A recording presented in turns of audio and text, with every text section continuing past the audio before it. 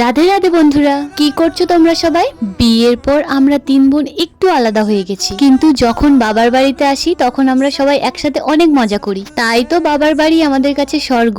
আমরা তিন বোন আজ বেরিয়ে পড়েছিলাম আমাদের এখানে বেশের মেলার উদ্দেশ্যে। তোমরা কারা কারা মেলাতে ঘুরেছো অবশ্যই জানিও। কিন্তু গিয়েই আগে মাকে দর্শন করে নিলাম, তারপর মেলাতে এদিক ওদিক ঘুরছিলাম আর অনেক কিছু জিনিস দেখছিলাম। আমি যেহেতু রনকে বাড়িতে রেখে গেছিলাম, তাই শুধু কখন বাড়িতে যাব সেই চিন্তাই হচ্ছিল। দিদি তো শুধু রেগে যাচ্ছিল যে মেলাতে আসতেই পারলাম না, শুধু বাড়ি যাব বাড়ি যাব। আমার মতো কে কে আছো যারা কোথাও গেলেই বাড়ির চিন্তা হয়? এখানে আমি কিছু চশমা দেখছিলাম, 2-3 রকম চশমা পরেছি, কিন্তু কোনটাতে আমাকে ভালো লাগছে অবশ্যই জানিও। কোনটা ছেড়ে কোনটা নেব আমি বুঝতেই পারছিলাম না, শেষমেশ একটা নিয়েই নিলাম। অনেকক্ষণ মেলাতে ঘোরার পর আমাদের পেয়ে গেছিল খিদে। মেলাতে এসছি আর পেট পুজো করবো না সেটা হয়? আমি খাচ্ছিলাম মোমো, আর ছিল রোল, চিকেন চাও।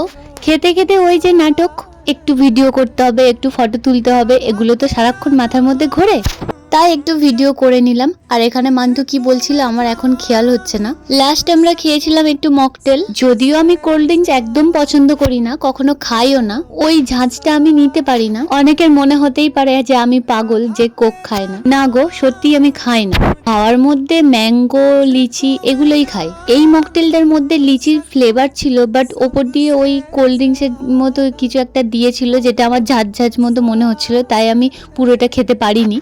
আমরা যখন মেলাতে যাই তখন মেলাটা বেশ ফাঁকা ফাঁকা ছিল, আর যখন মেলা থেকে বেরিয়ে আসছি তখন প্রচণ্ড পরিমাণে ভিড় হয়ে যাচ্ছিল।